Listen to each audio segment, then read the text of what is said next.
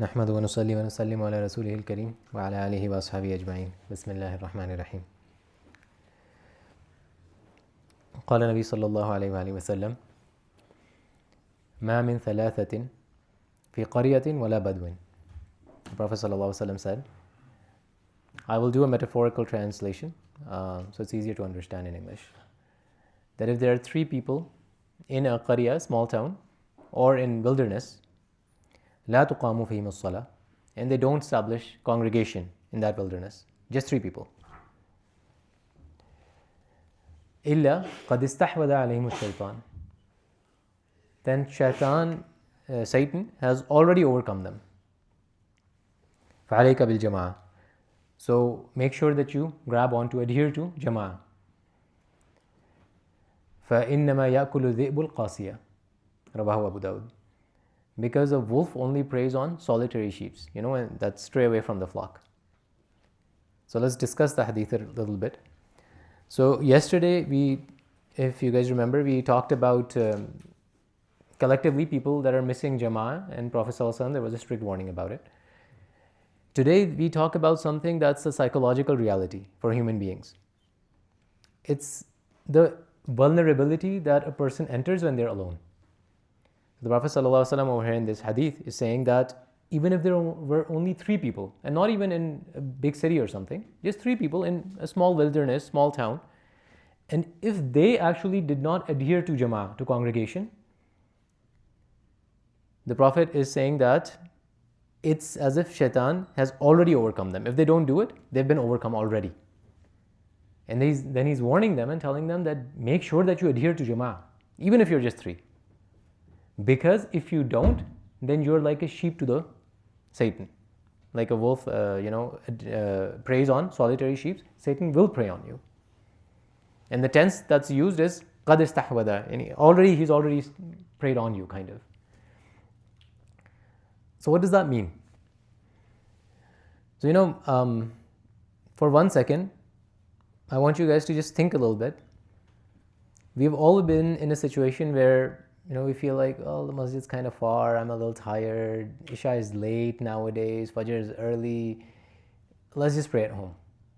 But then we actually got over it and we're like, you know what, I'm just going to make it to the masjid, just this once. And see how it goes. Once a person enters the masjid and he sees that there are multiple rows and there are people that are praying, there are some kids that are praying. What's your name? Mustafa is praying. And he goes, Mustafa is praying, what the heck? And then he looks at someone who's older and he's praying too. And this guy goes, well, if they can pray, naturally I can pray too. I'm fine. So then he prays. And once he's done praying, he's going back, he's feeling fine. Nobody had to give him a pep talk. Nobody had to motivate him. Automatically, he just feels fine. So, congregation has a certain baseline. So when we are alone, we have a separate baseline. For us, it's just us against us. But when we go into a group, there are a lot of other examples in front of us. So automatically we get motivation. We're like, well, if they can do it, I can do it too. So our baseline firstly differs.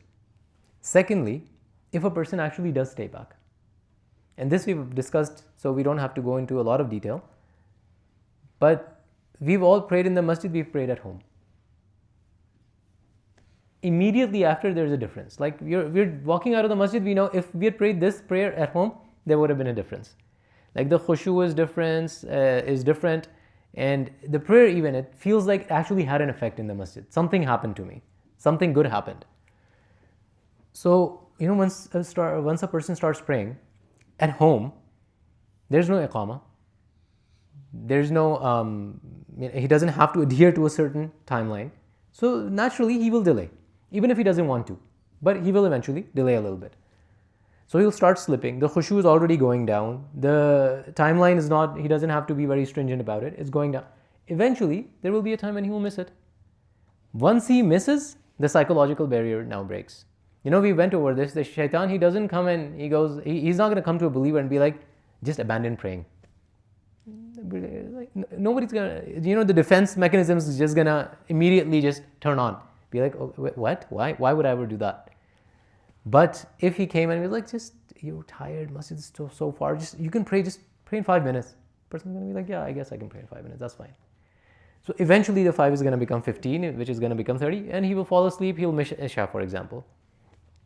Once that happens, he's going to be like, well, I have to make it up. And there's this, have you heard of the what the hell effect? It's kind of like the opposite of sunk cost fallacy, where the person goes, well, this is an actual psychological term, by the way. The scientists, they were, multiple people, they were on a diet. They forced them in a situation where they had to eat a cookie.